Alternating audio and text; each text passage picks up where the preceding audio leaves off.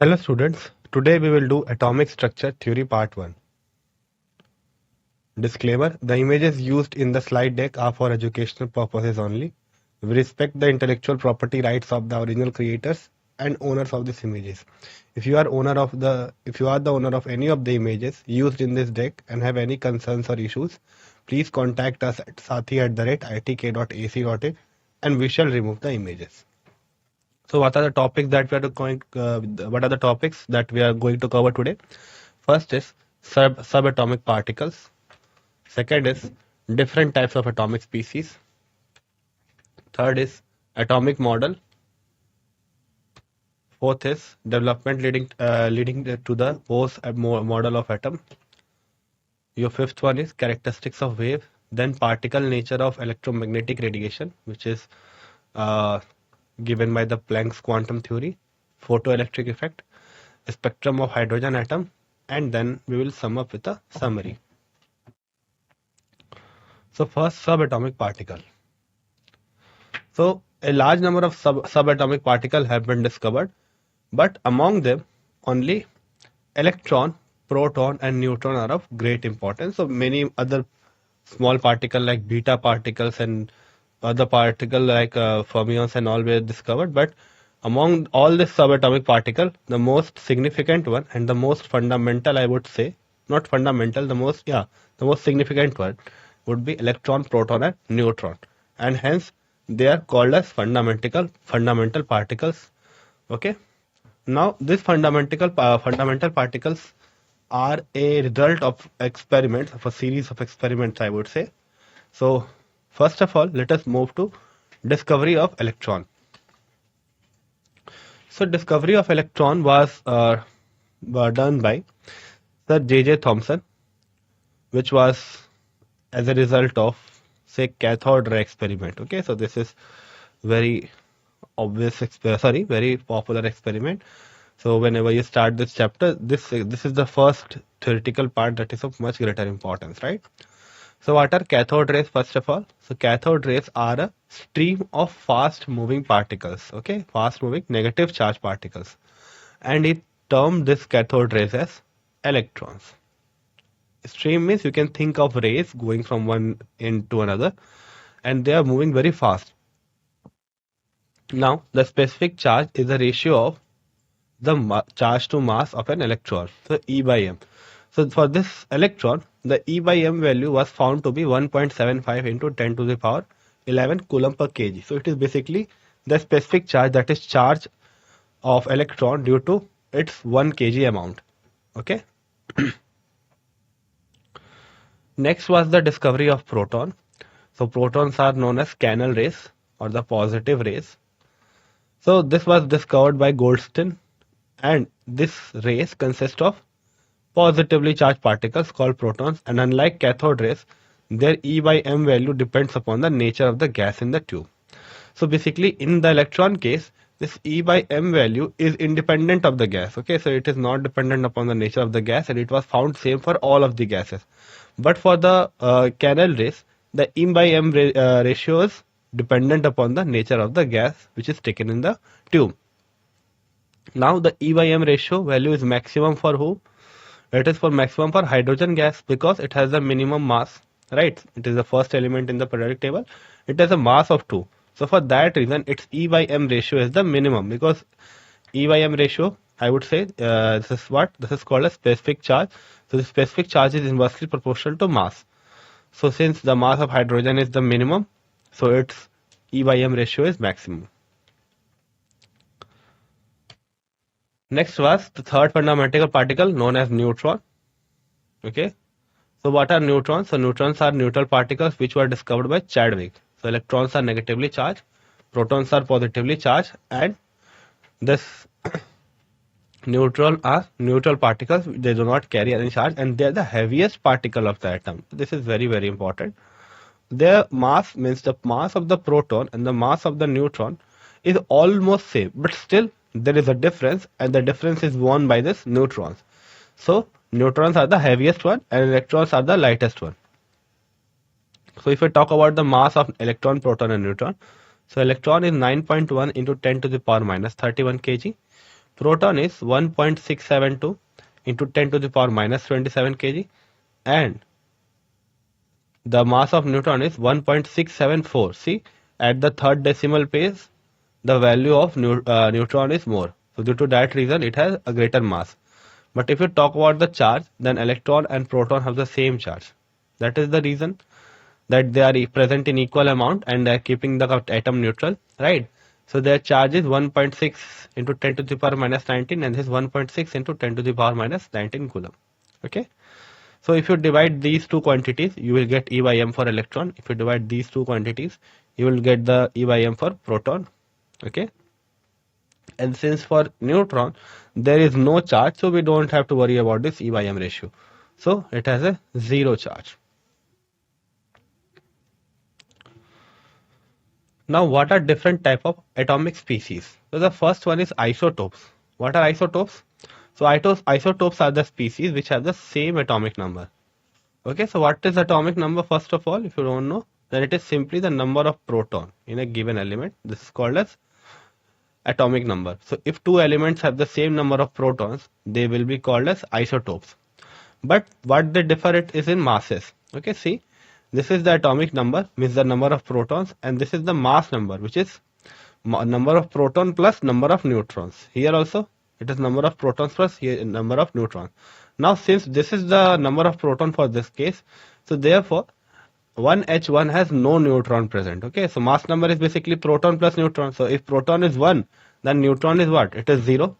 But in case of this 1H2, the mass number is 2, so 1 is due to proton and the other one is due to the 1 neutron. Okay. Moving on to the next type of atomic species, they are called as isobars. Now isobars, the opposite case is there for the isobars. So for isobars, the mass number is same, but the atomic number is different. Okay. For example, we have argon and potassium. So they both have the mass number 40. Okay. But their atomic number is having a difference of 1 unit. So they are called as what? They are called as isobars. Means the mass number is same, that is the number of proton plus the number of neutron is same, but the individual count of number of proton is different. Clear? And the third one is isotones. Okay, isotones are what? So isotones are those species which have the same number of neutrons, right? They're the same number of neutrons. How we can know it? Very simple. So this is the notation for your hydrogen atom.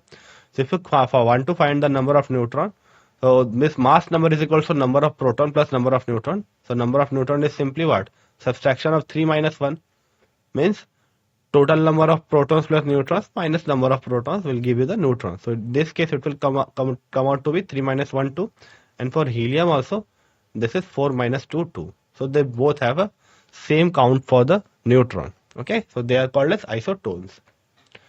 Last one is isodiaphers. So what are isodiaphers? So isodiaphers are one which have with the same isotopic number.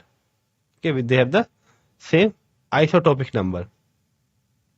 Like potassium, which is 19K39, and this is what? This is fluorine, which is 919. Okay, so they are called as same isotopic number. Clear? Okay. Now moving on to the next one. So what are the atomic models that we have? So all this thing like electron, proton and neutron, they're all the constituent of the atoms, right? Now there must be some properties of this. There must be some position, momentum, if they're moving, not moving still. So all of these things are under the atomic model. That what are the states of what is the state of this subatomic particle that are present inside an atom, and that is being discussed multiple times in the history by different scientists. So two of the most important contribution will be discussed now, and the last contribution, that is of Bohr, which is you can say the most advanced one, I would say, before the quantum theory. So we will discuss that. Okay, and that is also a very important part of the syllabus as well. So first of all, we will discuss about the Thomson and Rutherford model. So the first model was the Dalton's atomic model. We have seen that. This is the I would say this is the one which was based on the electroneutrality principle, and it is called as Thomson model of an atom. So what was Thomson model of an atom? So Thomson model of an atom was like this, that they considered atom as a pudding. Okay, pudding, you can think of watermelon also. So this red part that we have in the watermelon, if you cut the watermelon into two halves, so you will see that you have a circle or an oval. So consider it as a approximation to the circle, right? Now that oval part is taken two-dimensionally. You take the two-dimensional part. Now just if you try to understand that, so you will see that there is a red part all over, okay, and there are seats upon it. So those seats were considered as the negative, whereas the red part, which was the positive charge, was the red one. So it was the red one which was overall is scattered. So you can think of the atomic model as that you have a bed. Okay, you have a bed of positive charges, and in that bed, your negative charges are pinpoint. Okay, they're scattered as points. Clear? So this was also called as plum pudding. So plum pudding is nothing but pudding. You can think of it as a sweet or kheer. You must have heard this term. So that if you take that pudding, then there are several nuts and all. So the nuts and all are considered as the electron, whereas the pudding bulk is considered as the bed of the positive charge. Okay, so this is your Thomson model of the atom. Now, what is the limitation of Thomson model? Why it was discarded? So it was able to explain the overall neutrality principle. This was the achievement of this model, that okay, that this is the positive charge bed, and to neutralize that we have negative charge embedded in it.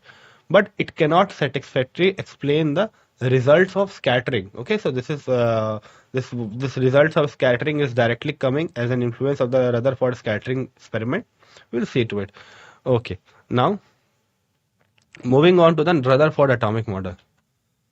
So what did Rutherford do? So this is Rutherford do. So this is the scattering experiment I'm talking about. So what he did, he took a gold foil. Okay, he took a gold foil, and he kept it as a screen and hit that screen with a high speed positively charged alpha particle. So you have a screen, you have gold foil, and then you have a beamer which is streaming a positively charged particles, and that alpha particles, that they are alpha particles basically, and they are hitting the gold foil. And in that experiment, many observations and conclusions were made such that this Thomson model was excluded. So what were those observations? So first observation was that most of the alpha particle passed through the foil undeflected, means they were not deflected. It means that most of the space in an atom is empty. So what is the meaning of this? So Thomson said that okay, you have this watermelon and the plum pudding, where the red part is scattered all over like positive charge and negative charge are embedded in them. Now this alpha particle are nothing but positively charged particle. Okay, so it is He2 plus. He2 plus is called as alpha particle. Now since it is positively charged and your overall space is scattered with the positive charge, now if you hit this ray with the ray of a particle with the say atom, then it would have deflected, right? Because there is scattering of positive charge in the atom all over. But that was not the case. Instead, it was seen that most of the alpha particle went undeflected. Means there is no deflection also. Means neither the attraction nor the repulsion. Anything was not observed, which concluded that in the space, means in the atomic space, most in the atomic region, most of the space is empty. So this is the first point, which was the main reason for the say failure of this Thomson model. Okay, now next, I said that most of them were deflected, but there were some, most of them were undeflected, but there were some which are deflected, but only by a small angle. Okay, only by a small angle, and this shows that there is something positively charged at the center. Okay, not say at the center, but since they're considering it as a you can say ideal one, so they considered this, okay, there must be a center in the atom, and there the proton or the positively charged particle is accumulated, and due to this we are seeing the deflection as a outcome of the repulsion they are facing with the proton. Okay, Next is, after this, he observed that out of many particles, or very few particles, okay, very few alpha particle deflected by 180 degree. 180 degree means going straight and coming back to that path only, means reverting on that path only, but in the opposite direction, right? So what does it mean? It means that the positively charged solid thing is very small. Why? Because only you can say out of a million, one was reflected back, right, in the 180 degree. So that was head-to-head collision, means that was the result of head-to-head collision with the positively charged bulk. Okay, and that bulk is occupying a very small space. So due to that reason, it was concluded that your positively charge is not scattered. It is in the you can say in a contract way present in the atom. Now the electrons were present in the empty space around the nucleus revolve around with a very high speed. So they concluded, okay, the neutron is in the middle, which is causing the small angle deflection or the complete deflection, where the electron is rotating all around this nucleus, okay, in a very high speed. Now, what was the limitation of Rutherford model? Its limitation was that it could not explain the stability of an atom. So what does it mean? So it is seen that if you have a positively charged particle, or you can say opposite charged particle, the one is centered and the other one is revolving around, then you will see that since the electron is moving, right, it is moving. So due to and it is moving in a circular path. So you know it very well. So whenever something is moving in a circular path, it is constantly changing its angle. Okay, and its velocity is changing. How? Because velocity is something which is defined as that if you are saying that the velocity is same, it means that the direction plus the magnitude both are not changing. But here the magnitude is same, but the direction is changing. Means there is acceleration, right? So if you are moving a charged particle in a circular path, means the charged particle is under acceleration. Now if something is under acceleration, means there is dissipation of force. Force must be leaking out or it must be going in. Two things can be possible. So since it is acceleration, means the speed is increasing, that means that there is a force that is being used up. Okay, so the electron is using force to move up. Okay, that means that it is emitting radiation continuously. So it should emit radiation continuously.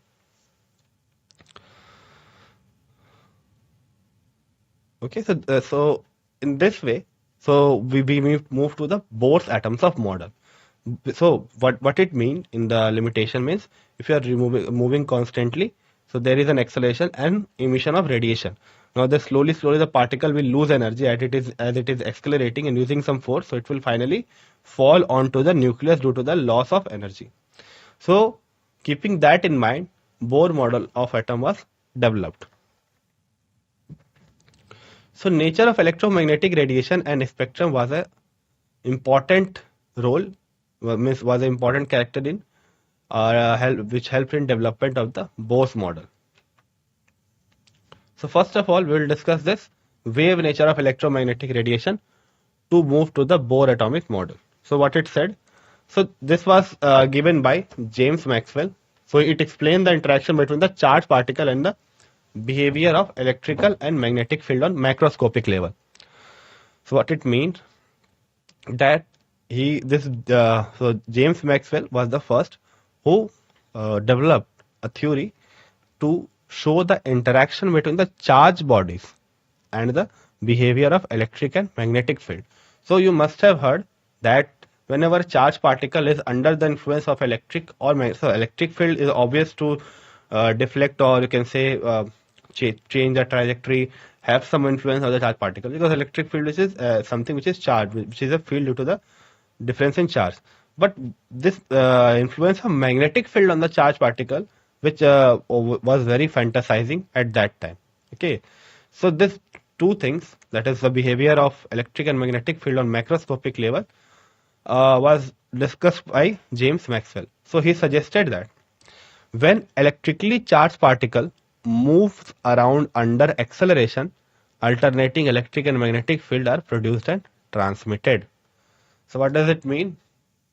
So it says that, so since the charged particle is moving in a circular path, so it is accelerating, So during this acceleration, it is said by James Maxwell that if it is under acceleration, then it will emit electrical and magnetic field alternately. Okay, and they will be produced and transmitted. And these fields are transmitted in the form of waves called electromagnetic waves. So we said it just now that it should radiate light. Okay, so he explained light in this fashion. So he said that it is producing alternating electric and magnetic field, and that electric and magnetic field, which is alternate in nature, which is say oscillating alternately, that is the reason for the production of electromagnetic waves or the electromagnetic radiation.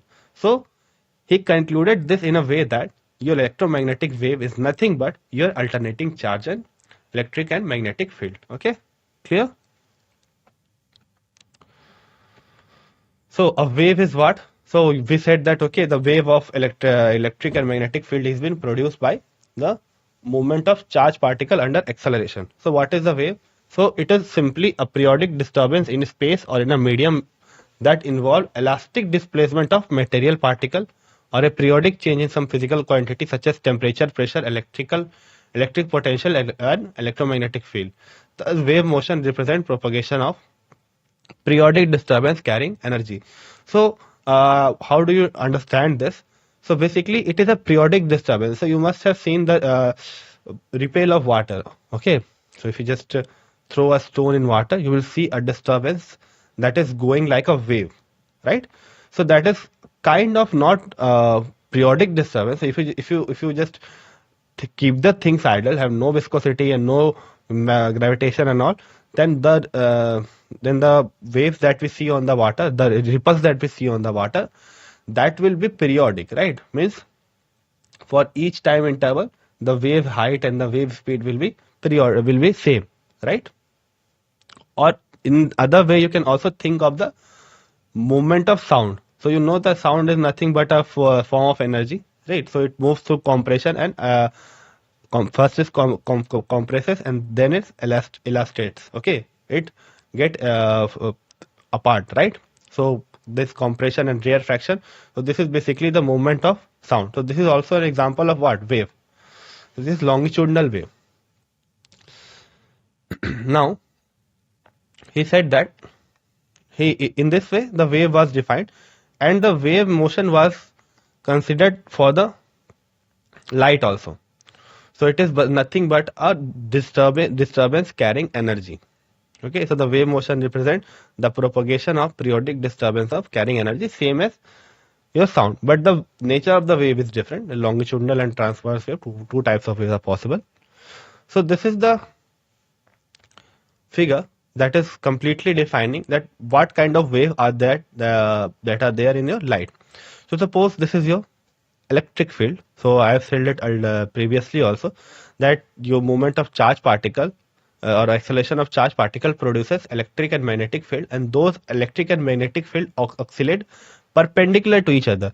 So this is your first plane, which is XY plane, and this is your which plane? This is your XZ plane. So your magnetic field is oscillating in your XY plane and your electric field is oscillating in your XZ plane. And the third thing which is perpendicular to these two is the direction of propagation.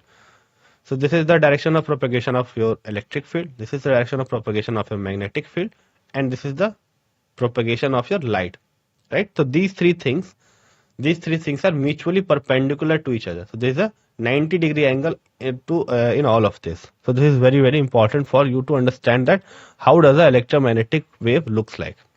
Clear? Again, I am repeating it.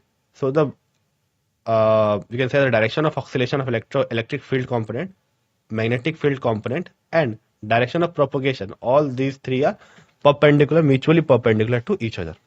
Clear? Okay. Now let us talk about the characteristics of wave. So the wave is characterized in terms of wavelength. So these are the terminologies that you should remember. The frequency, velocity, amplitude, and wave number. And if you just try to find a relation between them, then it is given by c is equals to lambda nu, where c is your what? Speed of light, or the speed of electromagnetic radiation, and it is same for every electromagnetic radiation, and it should be remembered until and unless there is a value given in your numerical. Okay, if it is not given, you should always take it as the speed of light, which is 3 into 10 to the power 8 for any electromagnetic radiation. And now comes your lambda and nu, which is your wavelength and frequency. These two will change accordingly. So if you increase one, the other will decrease, so that to keep the light or speed of light same. Okay. Now you can just further simplify this. So if you just put nu is equals to c by lambda, then this 1 by lambda term is called as wave number, and hence you can say nu is equals to c into nu bar. Clear? Okay. Now let us try to understand what are these quantities in real. Okay, where do we see this in the wave? So this is the wave, right? It is moving in this fashion.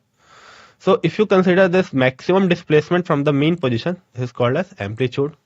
Okay.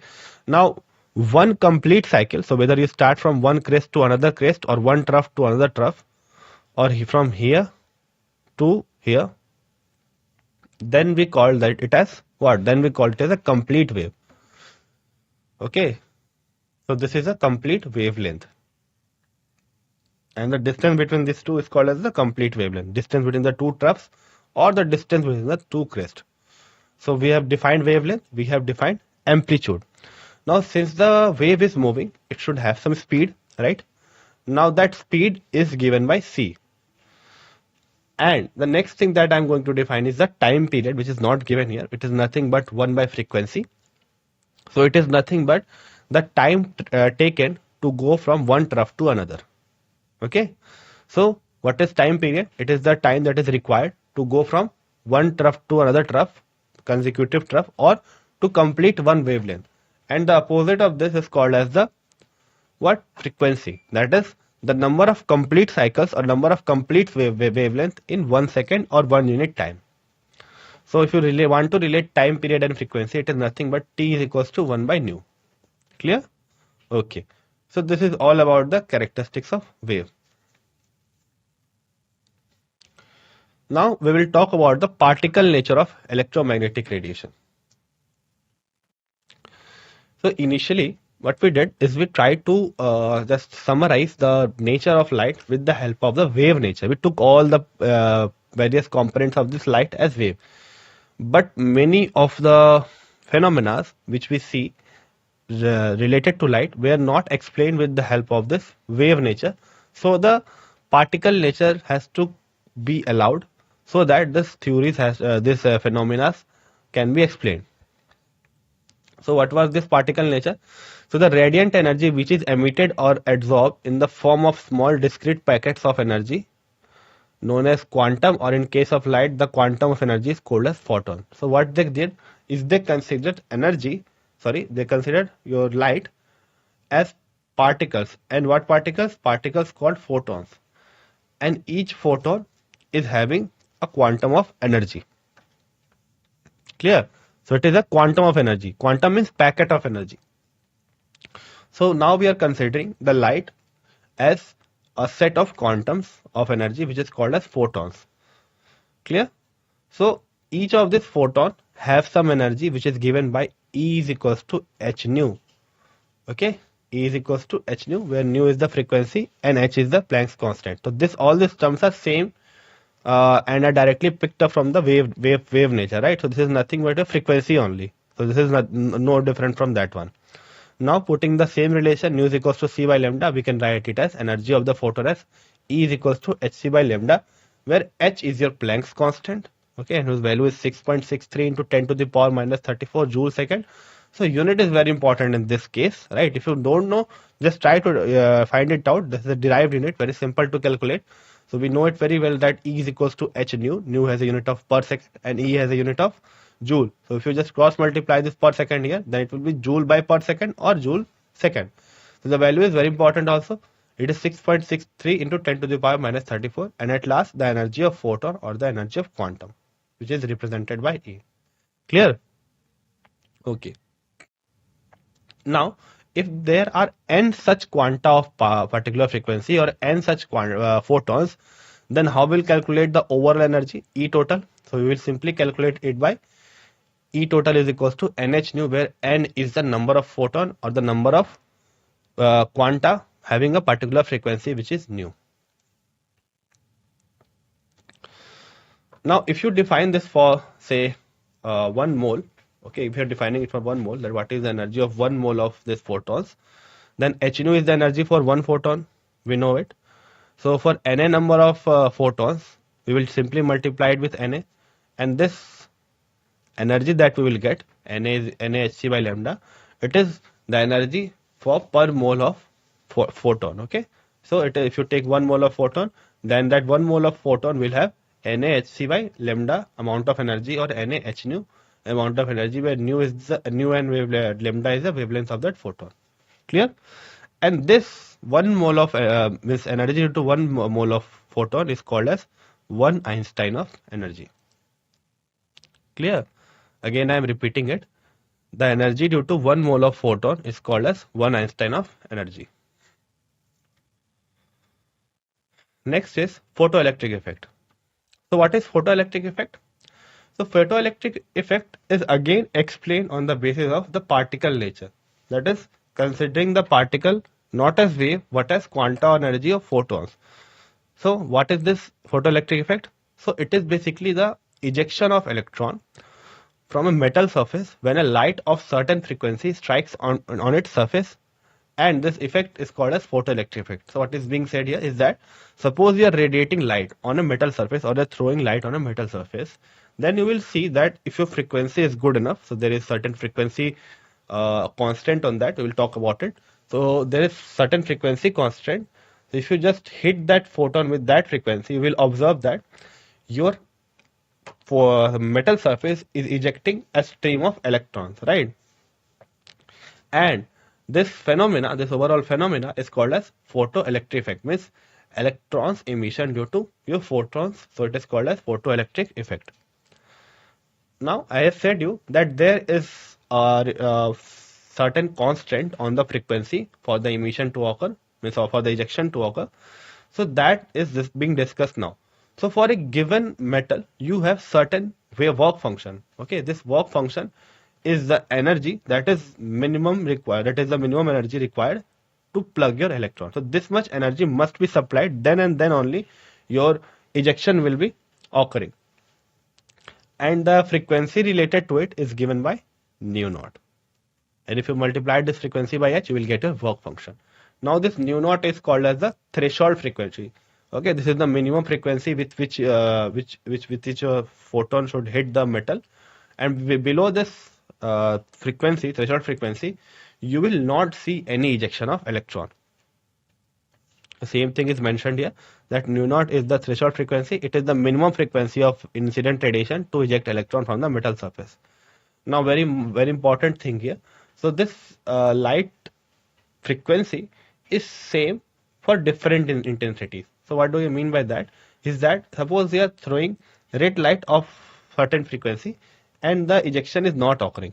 Now if you just throw light, more and more light, then still you will not see any ejection until and unless your photon has that minimum frequency requirement met. Okay, so that should be met. It does not depend upon the intensity, it does not depend upon the exposure or the time of exposure. It only depends upon the frequency that you are hitting the metal surface with. So now the wavelength corresponding to that frequency is called as threshold wavelength, and it is the maximum wavelength in incident radiation below which electron can be emitted from the metal surface. So you can increase your lambda up to a certain limit where you will see the radiation. Above that, so if you will increase it further wavelength, then you will not see any emission, because you know that nu is inversely proportional to lambda. So if the minimum nu is required, that means the maximum lambda is required. Okay, is the minimum criteria. Above that maximum lambda, you can't see the emission. Now, how is this particle nature being involved here? So what we did is we considered the photoelectric effect in this way, that your light is a set of particles which is called as photons. The particles are photons.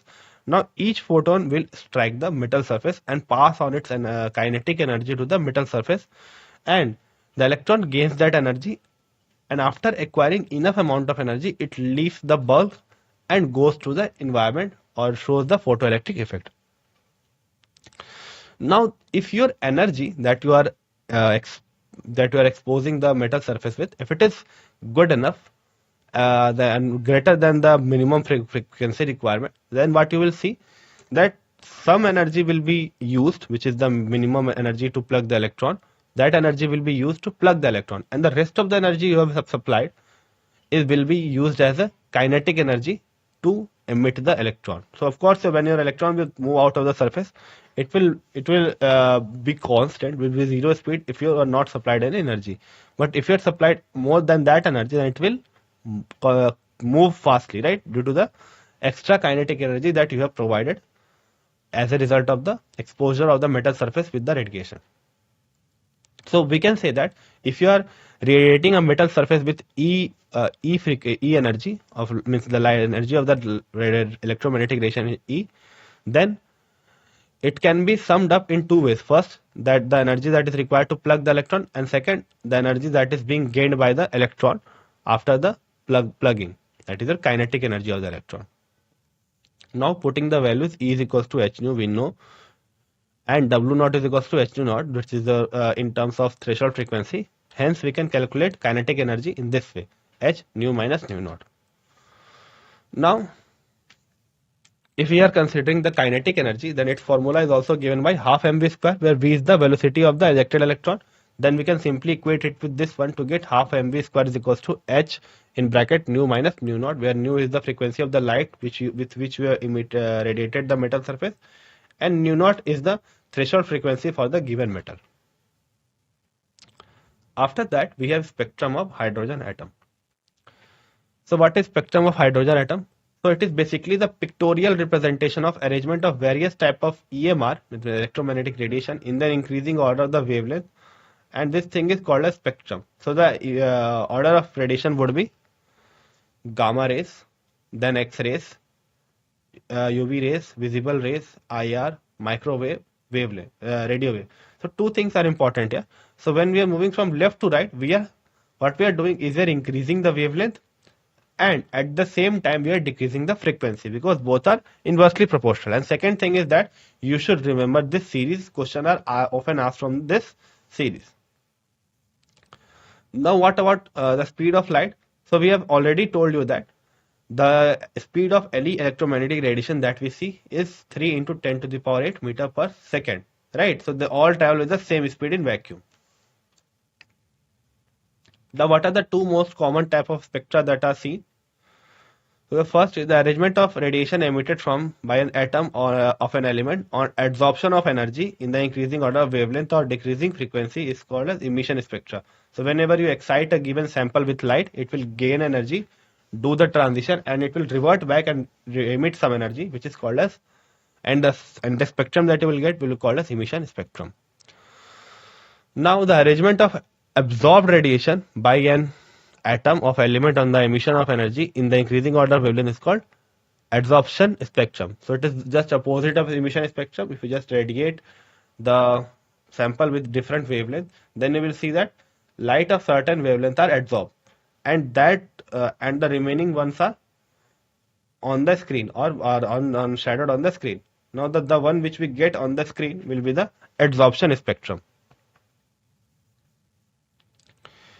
So when an electric discharge is passed through the gaseous hydrogen atom, the hydrogen molecule dissociates and the energetically excited electron produces or emit electromagnetic radiation of discrete frequencies. The line spectra of hydrogen lies in three regions of electromagnetic spectrum, V's, which are infrared, visible, UV region. And the set of lines in the visible region is known as the Balmer series. That in ultraviolet means the UV are called as Lehman series. And these are three sets of lines in infrared region called as Pascal, bracket, and Pfund. So what do you mean by these 2 points? So it is basically saying that if you just do electric discharge, means what you do is supply high electric field on this H2 molecule, then it will dissociate. Now after dissociation, it will be in a highly excited state, and during this it will emit various type of radiation. So it is seen that three types of radiation are seen: infrared, visible, and UV. Now these transitions means this emission are due to different transitions which are going interconvertibly inside an hydrogen atom, and the nature of the electromagnetic radiation is infrared, visible and UV. So if you consider the infrared, so infrared is studied under Pascal bracket and Pfund series. We will look at this, what are these series, and the UV region comes under Lehman series, whereas the visible region comes under the Balmer series. Clear? Okay. Next is wavelength. Sorry, wave number. So we have seen this. It is nothing but reciprocal of wavelength. Now, if you consider a transition from one state to another state, from N1 to N2, then you can calculate the wavelength that is associated with that transition. Suppose your light is going from 2 to 3, or suppose 3 to 2, then you can consider the emission spectra that is associated with it. So since we are considering the emission spectra, we will go from a higher energy to a lower energy. Okay, so we are going suppose from 3 to 2, so we'll put 3 square minus 2 square. Okay, so we are going from 3 to 2, then sorry, 2 square minus 3 square, right? So in this way we can use this formula to calculate the light that will be absorbed for transition in different stages. So here lambda is wavelength. We know that R is Rydberg constant, whose value is 109677 centimeter inverse. Now if I talk about now we'll talk about the specific series. So I have told you there are various transition possible from lower to higher, higher to lower, depending upon the condition. So what are we considering here? That we are considering always a transition that is occurring from a higher to lower. So suppose your transition is occurring to the first energy state or the ground state, then the means electron can come from various regions. So it can come from 2, it can come from the third orbit, it can come for the fourth orbit and come to the first orbit. So this type of transitions in which the ground means in which the final state is 1, this series is called as Lehman series. Okay, so what do you mean? Again I am repeating it. Suppose the electron is doing transition from nth orbit to the first orbit, then it is going from a higher energy to a lower energy, and it will say emit certain radiation. So that radiation is studied as a series called as Lehman series. Similarly for Balmer series, your final state is 2 and initial state is always greater than 2, 3, 4, 5. Again for Pascal series, your final state is 3 and your initial state is 4, 5, 6, which is greater than 3, and so on. So Lehman, Balmer, Pascal, last is Pfund, in which your final stage is 4 and the rest of the higher state is 5, 6, 7. Clear? So the wave number and frequency of radiation emitted when electron drops from N2 to N1 can be calculated using the following expression, which is this one. We have seen this. So this is for any atom, right? So this is Z square. So Z square is the atomic number, and it is in terms of centimeter inverse, that is the wave number. So if you are seeing a transition from higher energy to lower energy for various type of Lehman, Balmer, Pascal or Pfund series, then you can calculate the wave number and also the frequency. The difference is that only that your constant value is changing. Okay, so here it is this, here it is this. Rest of the things are same. So this will come in second inverse and this will come in centimeter inverse. Now, if questions are often asked from this part also, it is very important to understand this part. There are a number of spectral lines in the spectrum when the electron comes from the nth level to the ground level will be n into n minus 1 by 2. So what it is being said here, that suppose your electron is in the nth state, in the fourth state, fifth state, third state, and you have to calculate that how many transitions are possible if it is going to the ground state. So this can be calculated using a simple formula, which is n into n minus 1 by 2. Suppose your electron is in the fourth state and it has to come to the ground state, then what are the number of transitions you will see? It will be 4 into 4 minus 1. So various transitions are possible. It can come from 4 to 3, then 3 to 1. Or it can come directly from 4 to 1. So to calculate that number of series spectral lines, we use this formula. Now the intensities of spectral lines decreases with increase in value of n. The intensity of Lehman series from 2 to 1 is greater than the 3 to 1 and so on. So this is very important, that the intensity of spectral lines decreases with increase in the value of n. If you are increasing the n value, or you are doing transition from a higher energy, then the spectral line intensity will decrease. Now let us try to summarize all of the things that we have studied today. First is, we saw the Thomson model of atomic model, atomic model, in which he concluded that your whole of the positive charge is spread all over the atom like a bed, and your negative charge is embedded in that, right? But it was later on what? Later on excluded because of the Rutherford scattering experiment that we have seen. So for keeping the using that scattering experiment, Rutherford found this atomic model in which he said that most of the positive charge is centered at the nucleus or at the center, and rest of the negatively charged electrons are moving around this nucleus. And again, most of the space around in the atom is empty. After that, Bohr came and he tried to explain the hydrogen atom or the spectrum of hydrogen atom by suggesting that electron can only occupy specific orbit with certain energy, or it cannot do so. So we'll see to this. Okay, we'll see to this in more detail. Now, wave. So various experiments were there, or various phenomena were there, which can be explained through wave nature. So like interference and diffraction. So these two can be explained through the wave nature. Okay, and they travel through various mediums. But later on, the Max Planck, what he did, he used this particle nature, in which we considered your light as a set of particles called as photons, right? And it helps to explain the photoelectric effect, and it was explained by Einstein in 1905. And it demonstrated that if light was radiated on metal surface of certain frequency, then metal surface will release electron, like in case of cesium also. So cesium is the most obvious metal that is used for the emission, because its ionization enthalpy is very low. It emits light at a very low frequency radiation. And the hydrogen atom emits light as a specific wavelength, resulting in a discrete emission spectrum. So depending upon the various transitions that are going on inside the hydrogen atom, it is producing discrete emission. Means only a certain emission can be obtained, not a continuous one. It will not do a transition such that it will go for each and every energy, but it will do a discrete one. Okay, this is the most important point. So with this, we have completed this part. Thank you.